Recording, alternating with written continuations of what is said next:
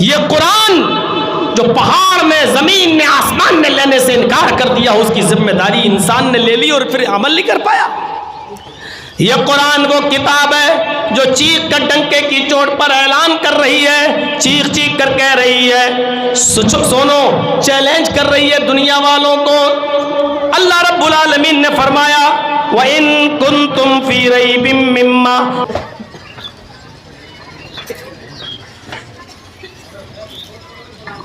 وَنَعُوذُ بِاللَّهِ مِن شُرُورِ أَنفُسِنَا وَمِن سَيِّئَاتِ أَعْمَالِنَا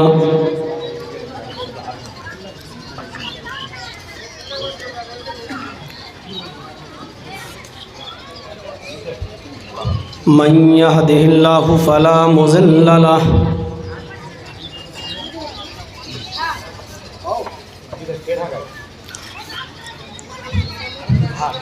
وَمَن يُضْلِلْهُ فَلَا هَادِيَ لَهُ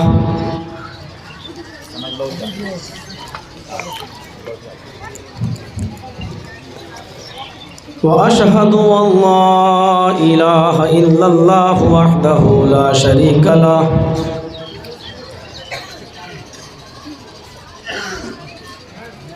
وَأَشْهَدُ أَنَّ مُحَمَّدًا عَبْدُهُ وَرَسُولُهُ أما بعد فإن خير الحديث كتاب الله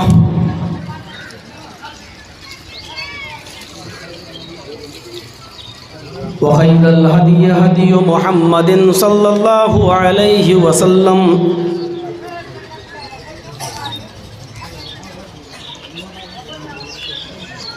وشر الأمور محدثاتها وكل محدثة بدعة وكل بدعة ضلالة وكل ضلالة في النار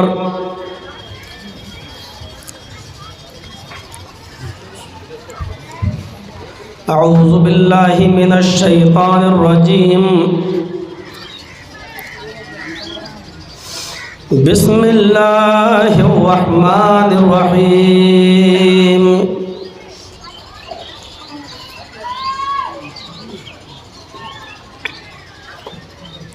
إنا نحن نزلنا الذكر وإنا له لحافظون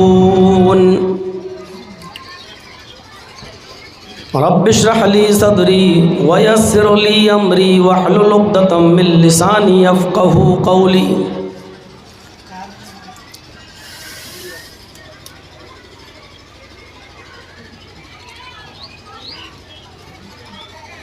اس مدرسے کے، اس ادارے کے روح رواں جناب عبداللہ عینی حفظہ اللہ، اس مدرسے کے دیگر ذمہ داران، اس مدرسے سے فارغ ہونے والے حفاظ، طلبہ، معزز سامعین، پردہ نشین اسلامی خواتین، ماں اور بہنوں،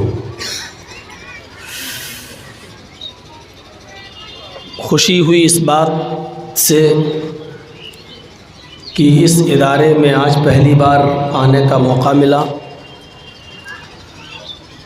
اور محض 6 سال کی محنت اور مشقت کے بعد اتنا خوبصورت نتیجہ دیکھنے کو ملا، اور اس 6 سال کی مدت میں 2 سال مکمل طور پر لاک ڈاؤن کے شکار ہوئے۔ اس کے باوجود اتنی بڑی اور اتنی کثیر تعداد میں بچوں کا حافظ ہونا، یہ اپنے اندر ایک بہت اہمیت رکھتا ہے۔ دعا ہے اللہ تبارک و تعالیٰ سے کہ بار الہ اس ادارے کو دن دونی اور رات چوگنی ترقی عطا فرمائے،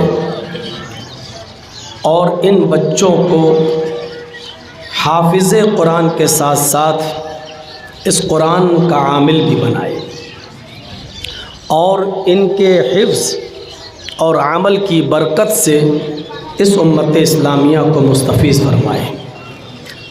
یقیناً اس کتاب کو انہوں نے حفظ کیا ہے جس کتاب کے بارے میں سورہ بقرہ کی آیت کے شروع ہوتے ہی یہ کہا گیا ہو کہ ذالک الکتاب لا ریب فیہ، یہ وہ کتاب ہے جس کتاب کے من جانب اللہ ہونے میں کوئی شک نہیں ہے۔ یہ کتاب بلا شک و شبہ درست ہے، اس کے اندر شک کرنے کی کوئی گنجائش نہیں ہے۔ اس قرآن کریم کی برکت یہ بتائی گئی ہے کہ جو اللہ سے ڈرتا ہے یہ کتاب ان لوگوں کے لیے ہدایت ہے، ھدی للمتقین، اللہ سے ڈرنے والے لوگوں کے لیے ہدایت ہے۔ جس قرآن کریم کے علم کو حاصل کرنے کے سلسلے میں نبی اکرم صلی اللہ علیہ وسلم نے فرمایا کہ دنیا میں سب سے بہتر اور سب سے اچھے لوگ وہ ہیں خیرکم من تعلم القرآن وعلمہ، جو قرآن کو خود سیکھتے ہیں اور دوسروں کو سکھلاتے ہیں، یعنی قرآن کے پڑھنے والے اور قرآن کے سیکھنے والے دنیا کی سب سے بہترین مخلوق ہے۔ خیرکم من تعلم القرآن وعلمہ۔ ہم اس کتاب کی حیثیت کو سمجھ نہیں پا رہے ہیں، صرف ہمارا ایک رشتہ ہے کہ قرآن آسمانی کتاب ہے، لیکن تھوڑی دیر کے لیے اگر ہم غور کریں تو اس قرآن کی وجہ سے بڑی سے بڑی چیزوں کی اور بڑے سے بڑی ہستیوں کی حیثیتیں بدل جاتی ہیں۔ آپ غور کریے، قرآن کے نزول سے پہلے مکہ کیا تھا؟ قرآن کے نزول سے پہلے مکے کو لوگ ام الخبائث کہا کرتے تھے، ساری برائیوں کی آماج گاہ، ساری برائیوں کی جڑ، ام الخبائث۔ کوئی گندا کام ایسا نہیں تھا جو مکے کے اندر نہ ہوتا ہو، لیکن جب اللہ رب العالمین نے قرآن کریم کو محمد الرسول اللہ کے قلب اطہر پر مکہ میں نازل کیا تو قرآن کی برکت سے اور قرآن کی تعلیم سے آپ اندازہ لگائیے اللہ رب العالمین نے اسی مکے کو ام القریٰ بنا دیا۔ یہ کیا تھی؟ یہ برکت تھی۔ جو مکہ ام الخبائث رہا ہو، سارے برائیوں کی جڑ رہا ہو، قرآن کی برکت سے وہ مکہ ام القریٰ بن جاتا ہے۔ آپ نظر ڈالیں، قرآن کریم جس مہینے میں نازل ہوتا ہے اس مہینے کو اللہ رب العالمین تمام مہینوں میں سب سے افضل بنا دیتا ہے۔ شہر رمضان الذی انزل فیہ القرآن، رمضان کا مہینہ وہ بابرکت مہینہ ہے جس مہینے کے اندر قرآن نازل ہوا۔ آپ کسی سے پوچھیں کہ مہینے کتنے ہوتے ہیں ایک سال میں؟ 12۔ ان سے پوچھو کہ ان 12 مہینوں میں سب سے افضل مہینہ کون سا ہے تو آپ کو جواب ملے گا رمضان۔ عام دنوں میں ایک نیکی کا ثواب 10 گنا، لیکن رمضان میں ایک نیکی کا ثواب 70 گنا۔ عام دنوں میں ایک رکعت نماز پڑھیے تو 10 رکعت کا ثواب، رمضان میں ایک رکعت پڑھیے تو 70 رکعت کا ثواب، اور نیت اگر اچھی ہے تو اس سے بھی زیادہ اللہ رب العالمین بڑھا دیتا۔ لیکن رمضان کے مہینے کو یہ فضیلت کیسے ملی؟ کیوں ملی؟ اس لیے ملی کیونکہ اس مہینے کے اندر قرآن نازل ہوا ہے۔ آپ دیکھیے، رات روز آتی ہے، سورج نکلا تو ڈوبے گا بھی، لیکن آپ اندازہ لگائیے کہ رمضان کو سب سے بڑی فضیلت اس لیے ملی کیونکہ اس مہینے میں قرآن نازل ہوا، لیکن رمضان کے دن میں، رمضان کے مہینے کے دن میں یا رات میں قرآن کب نازل ہوا؟ تو اس کا جواب ہے رات میں قرآن نازل ہوا۔ نبی اکرم پر جو قرآن کی آیتیں نازل ہوئیں وہ رات میں نازل ہوئیں۔ اللہ رب العالمین نے رمضان کے مہینے کی جس رات میں قرآن اترا، قرآن نازل ہوا، اس قرآن کی برکت سے اللہ رب العالمین نے اس رات کو بھی تمام راتوں میں سب سے افضل قرار دے دیا، اور کیا فرمایا؟ اِنَّا أَنزَلْنَاهُ فِي لَيْلَةِ الْقَدْرِ، ہم نے اس قرآن کریم کو لیلۃ القدر میں رمضان کی طاق راتوں میں سے کسی ایک رات میں اتارا۔ وَمَا أَدْرَاكَ مَا لَيْلَةُ الْقَدْرِ، اور تمہیں کیا معلوم کہ لیلۃ القدر کیا ہے؟ جس رات میں ہم نے اس قرآن کریم کو نازل کیا، اس قرآن کے نازل ہونے کی وجہ سے اللہ رب العالمین نے اس رات کو 1000 مہینوں کی عبادت سے زیادہ فضیلت عطا فرما دی۔ لیلۃ القدر خیر من الف شہر، اس رات کا جاگ لینا 1000 مہینوں کی عبادت سے زیادہ بہتر ہے۔ 1000 مہینوں کی عبادت ایک طرف، اور اس ایک رات کی عبادت ایک طرف، اور اس ایک رات کی عبادت 1000 مہینوں کی عبادت سے زیادہ افضل۔ اب آپ اندازہ لگائیے اس رات کو یہ فضیلت کیوں ملی؟ قرآن کریم کی برکت سے۔ آپ ان بچوں کو معمولی مت سمجھیے، جنہوں نے حفظ کیا ہے یہ وہ بچے ہیں جب زمین پر چلتے ہیں تو رب کعبہ کی قسم یہ ننگی زمین پر نہیں چلتے، ان کے قدم کو زمین پر رکھنے سے پہلے فرشتے اپنے پر بچھا دیتے ہیں۔ سمندر کی مچھلیاں قرآن کا علم حاصل کرنے والوں کے لیے سمندر میں دعا کرتی ہے، آسمان کے فرشتے ان کے لیے رحمت کی دعا کرتے ہیں۔ غور کیجئے، یہ قرآن جس شہر میں نازل ہوا اللہ نے اس کو ام القری بنا دیا۔ قرآن جس مہینے میں نازل ہوا اللہ نے سید الشہور بنا دیا۔ قرآن جس رات میں نازل ہوا اللہ نے اس رات کو لیلۃ القدر خیر من الف شہر بنا دیا، 1000 مہینوں کی عبادت سے زیادہ بہتر۔ یہ قرآن جو فرشتہ لے کر آیا، وہی فرشتہ تورات بھی لے کر آیا تھا، وہی فرشتہ زبور بھی لے کے آیا تھا، وہی فرشتہ انجیل بھی عیسیٰ پر لے کر آیا تھا، لیکن اس وقت وہ ایک معمولی فرشتہ تھا، وہ صرف فرشتہ کہلاتا تھا۔ لیکن جب اللہ نے قرآن دے کر اس فرشتے کے ہاتھوں محمد رسول اللہ صلی اللہ علیہ وسلم کے پاس بھیجا، اور غار حرا میں اقرا بسم ربک الذی خلق خلق الانسان من علق قرآن کی آیتیں دے کر جب اللہ رب العالمین نے اس فرشتے کو بھیجا، تو اس دن کی تاریخ سے اللہ رب العالمین نے اس فرشتے کو سید الملائکہ، تمام فرشتوں کا سردار بنا دیا۔ تمام فرشتوں کا سردار کون ہے؟ جبرائیل علیہ السلام۔ کیوں ان کو تمام فرشتوں کا سردار کیوں بنایا؟ کیونکہ یہ قرآن کریم لے کر آئے تھے جناب محمد رسول اللہ صلی اللہ علیہ وسلم پر۔ نبی سب برابر ہیں، کسی پر تورات اتری، کسی پر زبور اتری، کسی پر انجیل اتری، لیکن اللہ رب العالمین نے جب قرآن نازل کیا اور جس نبی کے اوپر قرآن اتارا، اس قرآن کی برکت سے اللہ نے اس نبی کو سید الانبیاء بنا دیا۔ ہم سوچ رہے ہیں، اندازہ لگا سکتے ہیں، سید الانبیاء، تمام نبیوں کا سردار۔ جتنے بھی پیغمبر اس دنیا میں آئے ہیں، چاہے وہ 1 لاکھ ہو، 1.25 لاکھ ہو، کم و بیش 1,24,000 ہو، جتنے بھی ہوں، قرآن جس نبی کے اوپر نازل ہوا اللہ نے اس قرآن کی برکت سے اس نبی کو سید الانبیاء بنا دیا۔ اور یہ قرآن جس امت نے پکڑا اور پڑھا اور سیکھا، اپنے کنٹھسٹ کیا، اس پر عمل کیا، تو اللہ نے اس کو خیر امت بنا دیا۔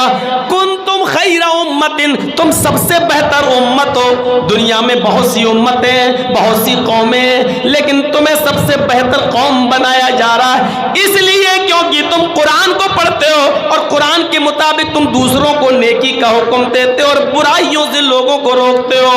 کنتم خیر امہ، قرآن جس امت نے پکڑا اس کو خیر امت کہہ دیا۔ جب قرآن شہروں کی حیثیت بدلتا ہے، فرشتے کی حیثیت بدلتا ہے، مہینے کی حیثیت بدلتا ہے، رات کی حیثیت بدل رہا ہے، تو ایسا کیسے ہو سکتا ہے؟ جو قرآن پڑھائے اس کا مقام نہ بدلے اور جو قرآن پڑھے اس کا مقام نہ بدلے، ایسا کیسے ہو سکتا ہے؟ اس لیے اللہ کے نبی نے فرمایا خیرکم من تعلم القرآن وعلمہ، تم میں سب سے بہتر وہ ہے جو قرآن کو خود پڑھتا ہے اور دوسرے کو پڑھاتا ہے، جو خود سیکھتا اور دوسرے کو سکھاتا ہے۔ یہ ہے قرآن کا مقام، یہ ہے قرآن کا مرتبہ، یہ ہے قرآن کی حیثیت جس نے دنیا کی تمام چیزوں کی حیثیتوں کو بدل دیا۔ اللہ کے نبی فرماتے ہیں ان اللہ یرفع عن ھذا القرآن اقواما ویضع به الاخرین، اس قرآن پر عمل کرنے کی وجہ سے اللہ رب العالمین بہت سی قوموں کو ترقی دیتا ہے، عروج پر پہنچا دیتا ہے، ثریا عطا فرماتا ہے، اور قرآن چھوڑ دینے کی وجہ سے اللہ رب العالمین بہت سی قوموں کو ذلیل کر دیتا ہے، رسوا کر دیتا ہے، بہت سی قوموں کو نیست و نابود کر دیتا ہے۔ یہی قرآن ہے جس کی وجہ سے اللہ قوموں کو عزت بخشتا ہے، یہی قرآن ہے جس کی وجہ سے اللہ رب العالمین اگر چھوڑتا ہے کوئی اس پر عمل نہیں کرتا تو اس کی وجہ سے قوموں کو ذلیل کر دیتا ہے۔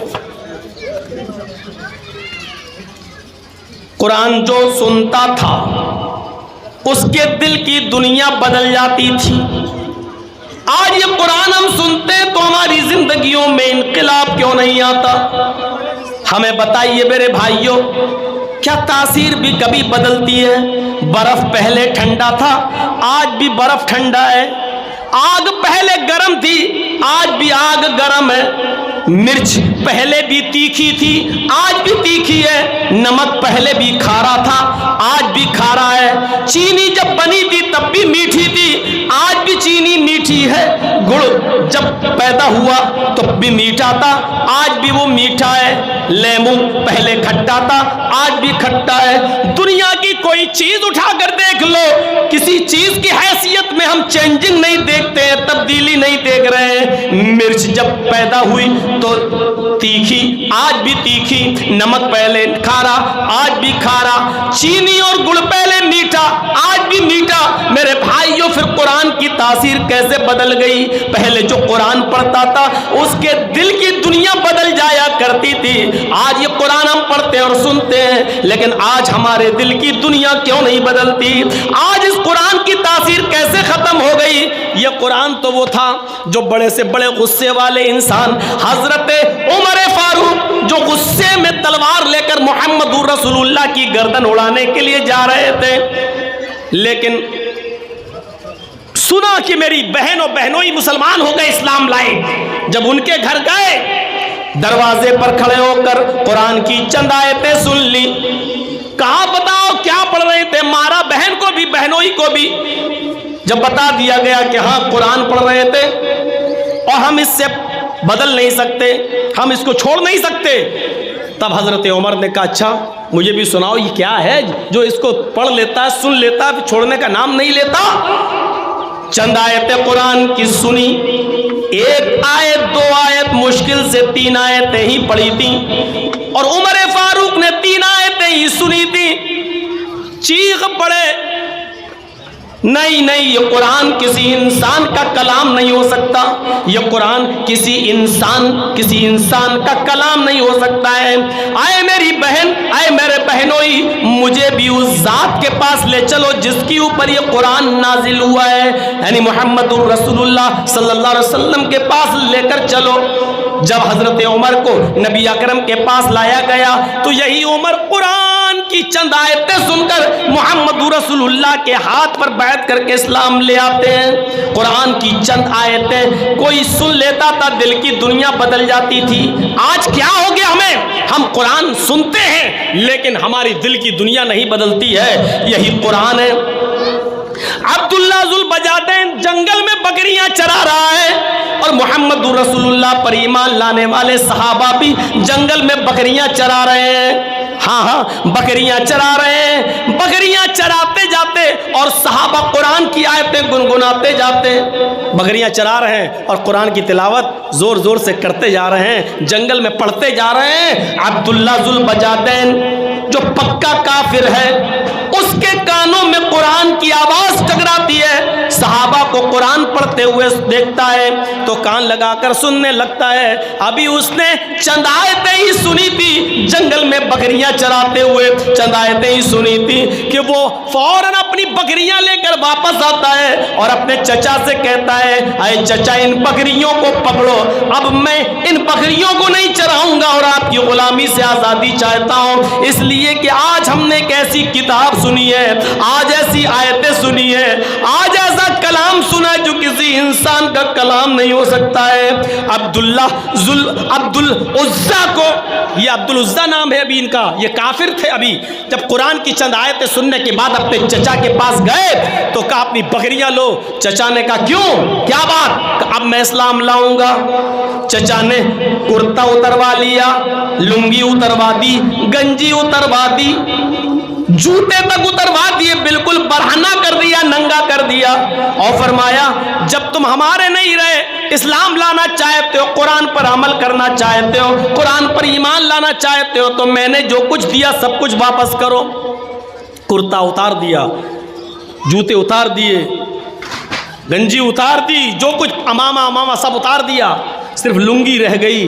کہا چچا جان صرف اتنی اجازت دے دو کہ میں اپنے گھر جاؤں اور اپنی ماں سے کپڑا لے لوں, اس کو ہم لپیٹ لیں اور آپ کی لنگی ہم آ کر واپس کر دیں. چچا کہتا ہے نہیں, اتنی دیر کی بھی اجازت نہیں دوں گا کہ تم اپنے گھر جاؤ. اگر تم اسلام پر عمل کرتے ہو, قرآن پر ایمان لانا چاہتے ہو تو تمہیں لنگی ابھی اتارنا پڑے گی. تھوڑی دیر کے لیے عبد العزا نے سوچا اگر لنگی اتار دوں گا تو بالکل ویسے ہو جاؤں گا جیسے کوئی جانور, بھیڑ بکری. پھر سوچا جب ایمان لے ہی آیا ہوں, کلمہ پڑھنے کے لیے تیار ہوں تو یہ قربانی بھی دے دینا چاہیے. اپنی لنگی اتاری اور پھینک دیا اپنے چچا کے منہ پر, اور چچا کے گھر سے اپنے گھر تک برہنہ, ننگا, کما ولدت امہا, جیسے اس کی ماں نے اسے آج ہی پیدا کیا ہو. اس ظالم چچا نے لنگی تک چھین لی اور اپنے چچا کے گھر سے اپنے گھر تک جب آیا تو بالکل برہنہ اور ننگا آیا. راستے میں لوگوں نے اس کو ٹوکا, اے عبد العزا یہ کیا ہو گیا؟ اور عبد العزا کہتا ہے اب میں مومن ہوں, اب میں مومن ہوں. کیسا لگ رہا ہے یہ جملہ؟ اب میں مومن ہوں, یعنی ساری چیزیں اتارتی, اب میں مومن ہوں, یعنی ایمان قربانی مانگ رہا ہے.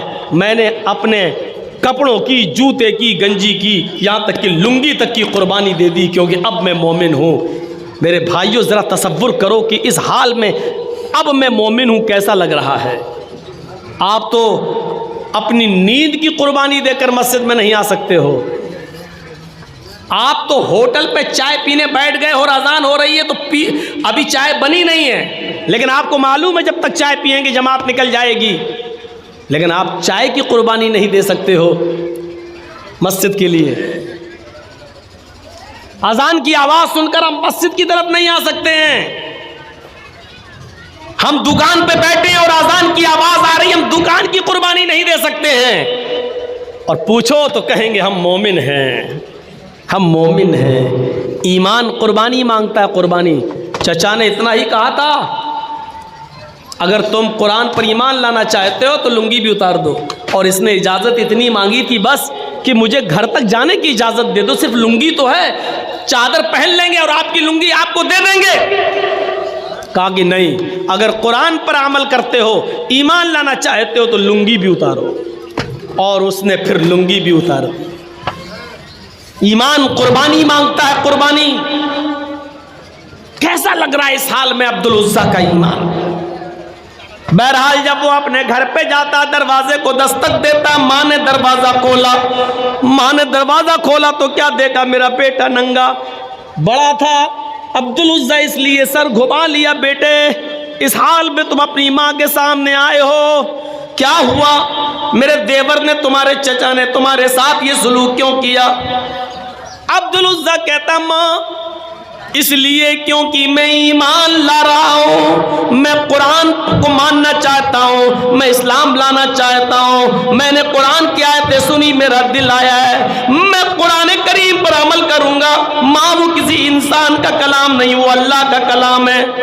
ماں نے کہا اچھا تو تو اپنے باپ دادا کا دین چھوڑ دیا. کہا ماں باپ دادا کا دین ناقص تھا, ہم نے چھوڑ دیا, محمد کے دین پر ایمان لانے جا رہے ہیں. دروازہ بند کر دیا ماں نے. اگر تو محمد کے رب پر ایمان لاتا ہے, قرآن پر ایمان لاتا ہے, تو میرے گھر کے دروازے بھی تیرے لیے بند. یہ وہ قرآن ہے جس کے لیے اس بیٹے نے اپنے ماں کا دروازہ بھی چھوڑ دیا. ماں میں تجھ سے گھر نہیں مانگ رہا ہوں, روم نہیں مانگ رہا ہوں, زمین نہیں مانگ رہا ہوں. جب تو نے مجھے بیٹا ماننے ہی سے انکار کر دیا ہے تو میں تجھ سے یہ ساری چیزیں کیوں لوں گا. ماں تو نے مجھے پیدا کیا ہے اور اب گھر کے دروازے سے باہر نکال رہی ہے, مجھے ایک چھوٹا سا کپڑا دے دے, کوئی چادر دے دے, بس اتنا دے دے کہ میں اس چادر کو, اس کپڑے کو پہن کر مکے سے مدینہ چلا جاؤں اور جناب محمد رسول اللہ کے ہاتھ پر ایمان لے آؤں. ماں نے کہا اچھا ٹھیک ہے. اندر گئی اور ایک چادر اٹھا کر اوپر سے پھینک دی, لے اب تیری شکل مجھے نہیں دکھنی چاہیے. یہ ہے قرآن پر ایمان, اپنے گھر کی بھی قربانی. اب کوئی گھوڑا نہیں ہے, کوئی اونٹ نہیں ہے, کوئی چیز نہیں ہے, چادر کے 2 ٹکڑے کر دیے. جو ماں نے چادر پھینکی اس کے 2 ٹکڑے کر دیے, ایک ٹکڑا پہن لیا اور دوسرا ٹکڑا اوپر ڈال لیا اور چل دیا. مکے سے مدینہ, جن لوگوں نے حج یا عمرہ کیا ہوگا وہ اچھی طریقے سے جانتے ہوں گے, کوئی تقریباً 400 کلومیٹر کی دوری. تصور کیجیے آپ, عبدالعزیٰ کے پاس گھوڑا بھی نہیں ہے, اونٹ بھی نہیں ہے, اور مکے سے مدینہ پیدل چل رہا ہے. جہاں تھک جاتا اوپر کی چادر زمین پہ بچھا لیتا, بیٹھ جاتا. جہاں نیند آتی اسی جگہ سو جاتا. تھوڑا بہت ستو جو لے کے آیا تھا وہی کھاتا جا رہا ہے. پانی جہاں مل جاتا پی لیتا. رات کا سفر, دن کا سفر, رات کا سفر, دن کا سفر. چند دنوں کے سفر کرنے کے بعد مدینہ پہنچتا ہے. فجر کی نماز کا وقت ہے, مسجد نبوی میں گھس جاتا ہے اور منبر کے پاس چپکے سے اسی چادر کو اوڑھ کر بیٹھ جاتا ہے. اللہ کے نبی صلی اللہ علیہ وسلم نماز پڑھانے کے لیے فجر کی جب آتے ہیں, منبر کے پاس چھپے ہوئے, چپکے سے بیٹھے ہوئے اس آدمی پہ نظر پڑتی ہے جو چادر اوڑھ کر بیٹھا ہے. پوچھا ادھر کون؟ جواب دیا عبدالعزیٰ. ہو عبدالعزیٰ مکے سے آئے ہو؟ ہاں. کیسے آئے ہو؟ پیدل آیا ہوں. کیا کرنے آئے ہو؟ کہا آپ کو نبی ماننے کے لیے, قرآن کو آسمانی کتاب ماننے کے لیے. فرمایا پیدل چلے آئے ہو؟ کہا چچا نے مجھے گھر سے نکال دیا, لنگی تک اتار دی, ننگا گھر تک آیا. ماں نے گھر کے دروازے بند کر دیے, صرف چادر لی, گھر چھوڑا, مکان چھوڑا, زمین چھوڑی, جائیداد چھوڑی, صرف قرآن کو اپنانے کے لیے, قرآن پر ایمان مضبوط کرنے کے لیے, اسلام پر ایمان لانے کے لیے میں آپ کے پاس چلا آیا. ادھر نبی اکرم چیختے ہیں, آئے عبدالعزیٰ, گھر چھوڑ دیا, مکان چھوڑ دیا, بیوی بچے چھوڑ دیے, ماں چھوڑ دی, چچا چھوڑ دیا, کپڑا لتا سب چھوڑ دیا, پیدل چلا آیا اور ایمان بچا لیا. تو یہ سودا تم نے بہت سستے میں کر لیا ہے. اس ایمان کے بدلے میں تمہیں جنت ملے گی.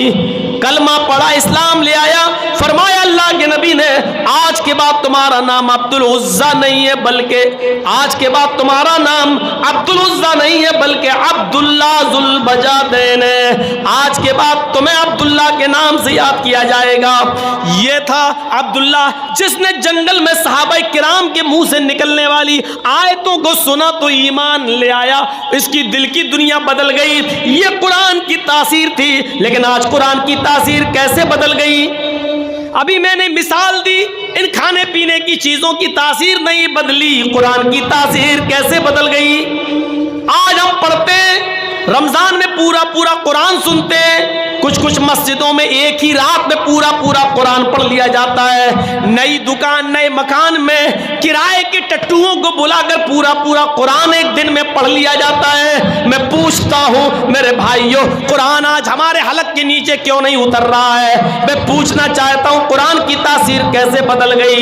ये कुरान वो कुरान था, ये कुरान वो किताब थी जो डंके की चोट पर ऐलान कर रही है कि लौ अंज़लना हाज़ल कुरान अला जबलिन लराइतहु खाशिअम मुतसद्दिअम मिन खशियतिल्लाह। अगर हमने इस कुरान करीम को किसी ऊंचे पहाड़ के ऊपर नाजिल किया होता, अल्लाह कह रहा है लौ अंज़लना हाज़ल कुरान अला जबल, अगर हमने किसी एक पहाड़ के ऊपर हमने इस कुरान करीम को उतारा होता, लराइतहु, तो आए मोहम्मद सल्लल्लाहु अलैहि वसल्लम आप उस पहाड़ को देखते, आप उस पहाड़ की हालत देखते, खाशिअम मुतसद्दिअम मिन खशियतिल्लाह, वो झुका जा रहा होता, मुतसद्दिअम फटा जा रहा होता, मिन खशियतिल्लाह, अल्लाह के खौफ से। अगर हमने इस कुरान करीम को इंसान के अलावा अगर हमने पहाड़ पर उतारा होता तो पहाड़ भी अल्लाह के खौफ से फट जाता, झुक जाता, धस जाता। इस कुरान करीम के बोझ को पहाड़ तक ने, अल्लाह कहता है कि हमने पेश किया, इन्ना अरज़नल अमानता अलस समावाति वल, हमने अपनी इस अमानत को, इस कुरान को आसमानों पर पेश किया।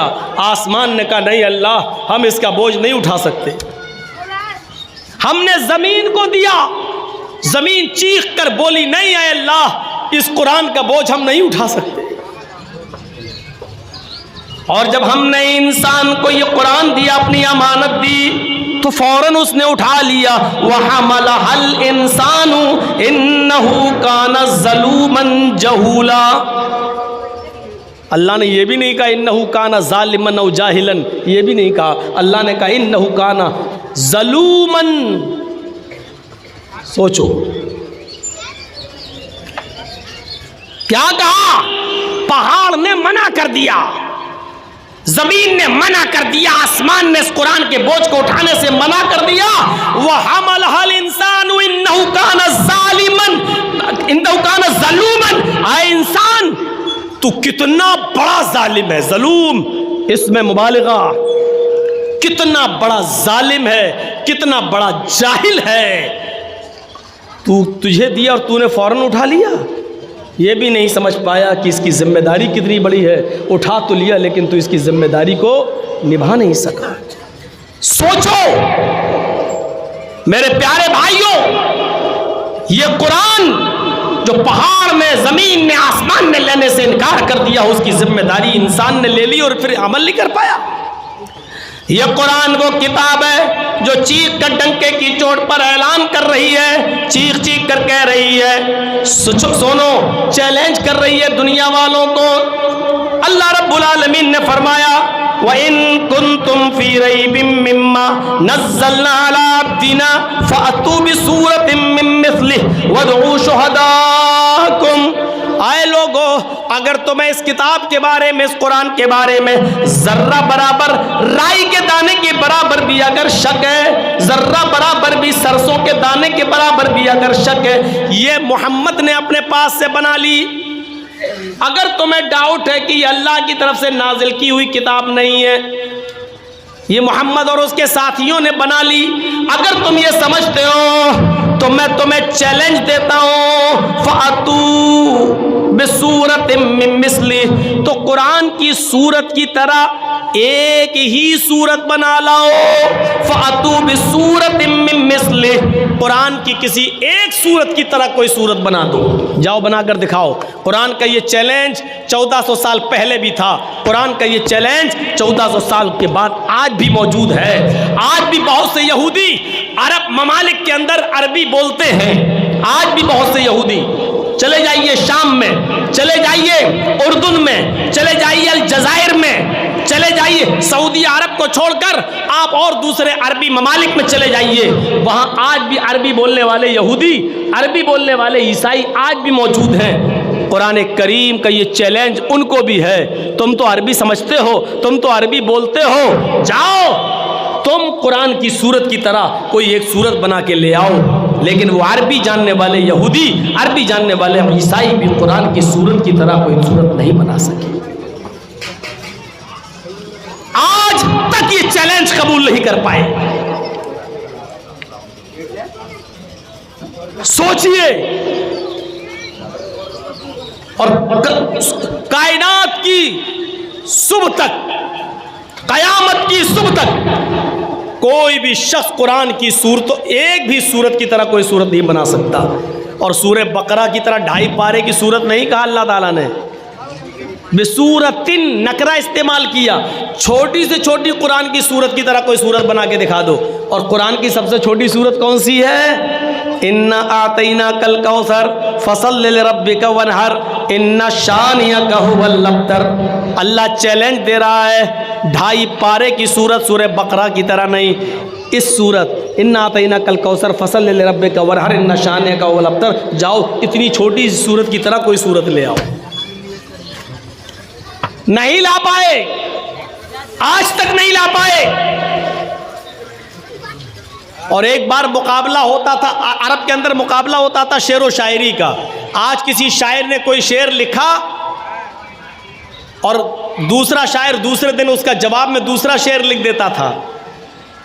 اگر اس کا شعر اچھا ہو گیا تو جس کا شعر اچھا ہوتا تھا اس کو ایوارڈ دیا جاتا تھا, اور جس کا شعر کمزور پڑ جاتا تھا اس کو کچھ نہیں ملتا تھا. یہ مقابلہ ہوتے ہوتے ہوتے ہوتے ایک دن حسان ابن ثابت خان کعبہ میں چلے گئے اور رات کے اندر قرآن کی یہ 3 آیتیں لکھائے, اِنَّا أَعْطَيْنَاكَ الْكَوْثَرَ فَصَلِّ لِرَبِّكَ وَانْحَرْ إِنَّ شَانِئَكَ هُوَ الْأَبْتَرُ. اور نیچے لکھ دیا حسان ابن ثابت, یعنی یہ اشعار, یہ شعر حسان ابن ثابت کے ہیں. اب اس سے اچھا کوئی شعر بنا کر دکھاؤ تم. اب دوسرے دن جو لوگ آئے کہنے لگے, ہیں حسان ابن ثابت نے یہ کون سا شعر بنایا, اِنَّا أَعْطَيْنَاكَ الْكَوْثَرَ فَصَلِّ لِرَبِّكَ وَانْحَرْ إِنَّ شَانِئَكَ هُوَ الْأَبْتَرُ. یہ کیسی شاعری ہے یار. پھر کہتے ہیں یار شاعری تو صحیح لگ رہی ہے کیونکہ ہر چیز رے پہ ختم ہو رہی ہے. اِنَّا أَعْطَيْنَاكَ الْكَوْثَرَ فَصَلِّ لِرَبِّكَ وَانْحَرْ إِنَّ شَانِئَكَ هُوَ الْأَبْتَرُ. یار وزن تو صحیح بیٹھ رہا ہے لیکن یہ شعر لگ نہیں رہا ہے, کیونکہ 2 لائن کا ایک شعر ہوتا ہے. اگر 2 لائن کا ایک شعر ہوتا ہے تو 4 لائنیں ہونی چاہیے, اس میں 3 ہی لائنیں ہیں. اب وہ اس کا جواب میں کوئی شعر بنانا چاہ رہے ہیں تو بن ہی نہیں رہا ہے. مجمع اکٹھا کیا جاتا ہے اور کہا جاتا ہے کسی شاعر کے پاس جب اس کا جواب نہیں ہے تو حسان ابن ثابت کو انعام دو. ایک شاعر اٹھتا ہے اور کہتا ہے مجھے 1 دن کی مہلت اور دے دو, 1 رات کی مہلت اور دے دو, کل صبح تک میں اس کا جواب لکھ لوں گا اور کل اس سے اچھا شعر لکھ کے دکھاؤں گا. کہا ٹھیک ہے. 24 گھنٹے کی مہلت مل گئی. وہ صبح سے شام تک دماغ لگاتا رہا, لیکن جہاں اس کا جواب دینے کی کوشش کرتا خود پھنس جاتا, نہیں اس میں تو ہم پھنس رہے ہیں. پھر جواب دینے کی کوشش کرتا, نہیں پھنس رہے ہیں. اس نے رات بھر کھوپڑی لگائی لیکن جواب نہیں آیا. تو پھر آخر میں اس نے کیا کیا, ایک چوتھی لائن انہی 3 لائنوں کے پیچھے, 3 لائنوں کے نیچے ایک چوتھی لائن اس نے اپنی طرف سے لکھ دی. صبح ہو کے جب لوگ آئے پوچھا کہ بولو کچھ کیا, جواب دیا کہ ہاں دیا. کہا کیا جواب دیا؟ کہا کہ حسان ابن ثابت کے اشعار کمپلیٹ نہیں تھے, 2 لائن کا ایک شعر ہوتا ہے, وہ 3 لائنیں تھیں, اس لیے میں نے چوتھی لائن بڑھا کر 2 شعر بنا دیے ہیں. 2 لائن کا ایک شعر تو 4 لائنوں کے 2 شعر. میں نے چوتھی لائن اپنی طرف سے بڑھا دی جو ناقص تھی, جو کمزور تھی, یعنی وہ اشعار جو حسان ابن ثابت نے بنائے وہ کمزور تھے, میں نے اس کو مکمل کر دیا. جب لوگ اندر جاتے ہیں تو کیا دیکھتے ہیں, اِنَّا أَعْطَيْنَاكَ الْكَوْثَرَ فَصَلِّ لِرَبِّكَ وَانْحَرْ إِنَّ شَانِئَكَ هُوَ الْأَبْتَرُ, تو اپنی جگہ پر لکھا ہے. لیکن اس شاعر نے حسان ابن ثابت کے ان 3 اشعار کے نیچے جو لائن بڑھائی تھی اس میں اس نے اپنی کمزوری کا اعتراف کیا تھا, اور اس نے چوتھی لائن میں یہ لکھا تھا ما ھذا کلام البشر. اس نے بھی چوتھی لائن رے پہ ختم کر دی. इन्ना अतैना कल कौसर फसल लिरब्बिका वनहर इन्ना शानिया का हुवल अब्तर। इस शायर ने नीचे लिख दिया मा हाजा कलामुल बशर, यानी ऊपर वाली ये तीनों लाइनें किसी इंसान का शेर हो ही नहीं सकती, किसी इंसान का कलाम हो ही नहीं सकता। हस्सान झूठ बोल रहे हैं, ये हस्सान के अशार हैं ही नहीं, ये तो किसी इंसान का कलाम लग ही नहीं रहा। अरब के सबसे बड़े शायर ने इस बात का इकरार किया। फिर हस्सान को बुलाया, हस्सान तुम झूठ बोल रहे हो, ये अशार तुम्हारे नहीं है। हस्सान इब्न साबित मुस्कुराते हुए कहते हैं तुम बिल्कुल ठीक कह रहे हो, ये हमारे अशार नहीं है। देखना चाह रहा था कि कौन है जो इसका जवाब दे सके। तुमने खुद इस बात का एतराफ कर लिया कि किसी इंसान का कलाम नहीं है। वाकई ये ऊपर वाली तीनों लाइनें इंसान का नहीं, तंजीलुम मिन रब्बिल आलमीन, ये अल्लाह रब्बुल आलमीन की तरफ से नाजिल किया हुआ कलाम है, ये अल्लाह रब्बुल आलमीन की तरफ से उतारा हुआ कलाम है। मेरे प्यारे साथियों, ये कुरान बड़ी अजीम किताब है। इस कुरान करीम का इल्म जब अब्दुल्ला इब्न अब्बास को कम सिनी में, कम उम्री में जब आ गया, तो हजरत उमर फारूक जब कोई मीटिंग बुलाया करते थे तो अब्दुल्ला इब्न अब्बास को भी उस मीटिंग में बुलाते थे। लोगों ने पूछा अब्दुल्ला इब्न अब्बास तो बहुत छोटे हैं, इनको हम बुजुर्गों की मीटिंग में क्यों बुलाया जाता है, इनसे मशवरा क्यों किया जाता है? तो हजरत उमर ने जवाब दिया इन्नहु आलिमुम बिकिताबिल्लाह, ये अल्लाह की किताब यानी कुरान के बड़े आलिम हैं, हमसे ज्यादा इल्म रखते हैं, कुरान के बेहतरीन जानने वाले, कुरान पर इनका बेहतरीन इल्म है। कुरान के इल्म की वजह से कम उम्री में हजरत उमर फारूक उनसे मशवरा मांगा करते थे कि मशवरा दो। मेरे भाइयों, ये कुरान की बरकत है, कुरान की बरकत। इस कुरान की बरकत को समझने की कोशिश करो। इन हाफिजों ने यही कुरान पढ़ा है, यही कुरान सीखा है, इसी कुरान का हिफ्ज किया है, इस कुरान को अपने सीने में इन्होंने महफूज किया है। अब ये पूरी कौम की जिम्मेदारी है। मेरे भाइयों, इन हुफ्फाज की आप कितनी इज्जत करते हैं? अगर आप इन सीने में जो किताब इन्होंने अपनी महफूज की है, अगर आप उसकी कदर करेंगे तो ये इनके सीनों में महफूज रहेगी। अगर आप इनको इज्जत की नज़र से नहीं देखेंगे तो ये भूल जाएंगे। इन बच्चों के सामने अपना फ्यूचर है कि कुरान तो याद कर लिया, लेकिन हम मुस्तकबिल में क्या करेंगे? आज रोजी रोटी से जुड़े हुए तमाम मसाइल हैं, इसलिए इन बच्चों की नाकदरी नहीं होनी चाहिए। ये कौम की जिम्मेदारी है कि इन बच्चों को कदर की नज़र से देखें। आपकी जिम्मेदारी है कि ऐसे इदारे भरपूर ताउन करें ताकि इन इदारों से हाफिज के साथ साथ आलिम भी बनकर निकले और पूरे मुल्क के अंदर और पूरे हिंदुस्तान ही नहीं पूरी दुनिया के अंदर इस्लाम की रोशनी को फैलाएं। आज इस्लाम एक लाचार सा नजर आ रहा है, सिसकियां ले रहा है।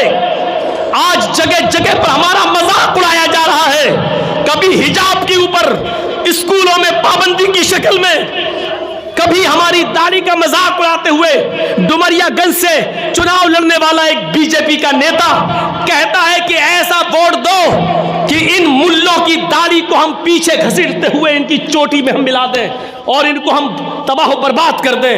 इस तरीके से हमारा मजाक उड़ाया जा रहा है और इलेक्शन कमीशन कोई एक्शन नहीं लेता है, क्योंकि पूरा मीडिया, पूरा इलेक्शन कमीशन, पूरा सिस्टम, मेरे भाइयों, ऐसे मौके पर अगर हमने उलमा को इज्जत की नज़र से नहीं देखा, इन हुफ़ाज़ को इज्जत की नज़र से नहीं देखा, इन इदारों को इज्जत की नज़र से नहीं देखा, तो वो अपने मंसूबों में कामयाब हो जाएंगे। वो यही तो चाहते हैं कि हमारे मदरसों को बंद किया जाए, वो यही तो चाहते हैं कि मदरसों से पढ़ने वाले उलमा को ख़त्म किया जाए, हुफ़ाज़ को ख़त्म किया जाए। आप इन मदरसों का इतना ताउन कीजिए, इतना ताउन कीजिए कि इन नापाक और जहरीले लोगों के सपने कभी पूरे ना हो और हम ये कह सकें जो कुरान ने कहा था, इन्ना नहनु नज़्ज़लना ज़िक्रा व इन्ना लहु लहाफ़िज़ून। अल्लाह ने कहा इस कुरान को हम ही ने उतारा और हम ही इसकी हिफाजत फरमाएंगे। हिफाजत इन मदरसों से होगी, हिफाजत इस कुरान को सीने में महफूज करने से होगी। मेरे भाइयों, 5:46 पर आपके यहाँ अजान का वक्त है, 5:41 हो चुके हैं, 5 मिनट का वक्त बाकी है। اذان میں آپ سے گزارش کرتا ہوں، اس ادارے کے لیے آپ کو اس 5 منٹ کے اندر اگر مولانا جرجیس سے آپ کو پیار ہے، محبت ہے، انسیت ہے، عبداللہ عینی صاحب نے آپ کی چاہت کو قبول کرتے ہوئے مجھے دعوت دی اور میرا ایک دن میں 2 جلسہ، یعنی آج میں نے ان کی دعوت کو، ریکویسٹ کو قبول کرتے ہوئے یہاں چلے آئے، جبکہ ابھی مجھے جانا ہے دیگل بینک کی طرف اور ململ کوئی جگہ ہے، وہاں پر کوئی پروگرام پھر میرا ہے ابھی، تو میں تو ابھی نکل جاؤں گا۔